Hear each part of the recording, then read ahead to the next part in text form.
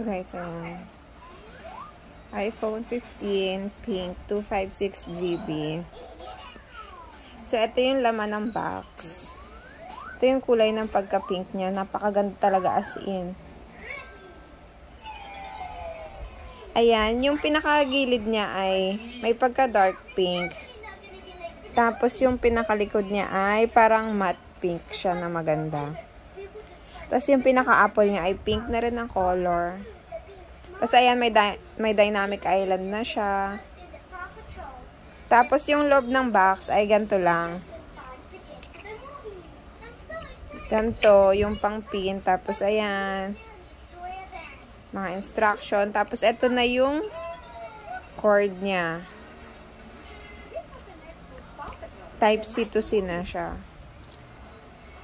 Pero kami, bubili kami ng gantong casing para magnetic na lang, mag-safe na lang yung pag-charge namin para hindi nagagasgas yung ganto. Kasi ito yung pinaka-problema namin eh. Skip. You want dede? Ayan, ito kasi laging nag-i-scratch. Kaya, ito yung binili namin para iwas scratch na din. Ilalagay lang dito yung charger. Magcha-charge na siya. So, ayun lang po. Thank you, love. I'm so happy talaga. Ayan, ito na gan. Ganda talaga ng pagka-pink niya as in. Hindi kasi masyado makita yung kulay eh. Try ko yung flash. So guys, pag bibili kayo, ganito pa lang una nyo i-check. Punta kayo dito sa settings. Tapos punta kayo ng general. Tapos about. Ito ang lagi nyo i-check. Every time na bibili kayo ng iPhone, yung model number niya, dapat letter M siya.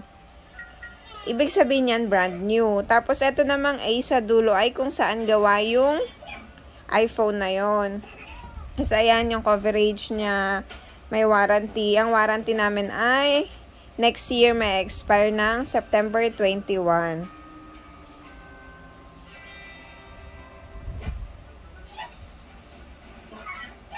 Tapos, ayan, 256. Tapos, isi-check nyo din yung battery niya.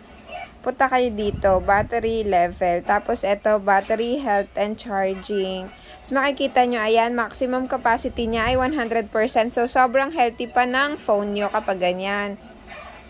Tapos, ang next nyo i-check ay yung rotation ng phone nyo. Kaya, dapat smooth yung pagkaka-rotate niya. And then, next ay yung camera. Dapat smooth din. And then, syempre, video.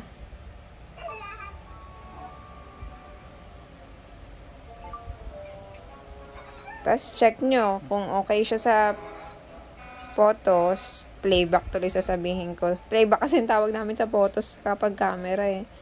Ganyan. Okay naman siya. And then, ano pa bang next na iti-check?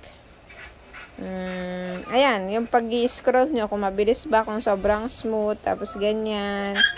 Tapos yung sound din, iti-check nyo, para i-check nyo yung sound. Kapag wala pang connection, pag nandun kayo, dito kayo mag-check. Kaya ganyan. Diba malakas? Ayan, humihina. So, okay yung sound niya. Ang cute ng dynamic island, oh. So, ito yung camera niya. Dalawa lang. Nilagyan na namin to ng camera lens protector. So, ito nilagyan na rin namin. So, guys, ayan po yung sinasabi kong model number. Dapat letter M kapag brand new yung phone nyo. Kaya check nyo na po yung mga iPhone nyo kung ano ba yung model number niya. Comment down below po kung letter M din. So, guys, ito yung sinasabi ko sa inyo yung charger namin.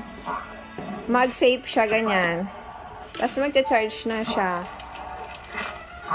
O, diba? Iwas gas-gas sa ganito. Kasi mostly yan talaga yung pinaka-problema. Yung nauunang nagagasgas yung ganito. Pero i-charge ko muna yung cellphone ni Jay.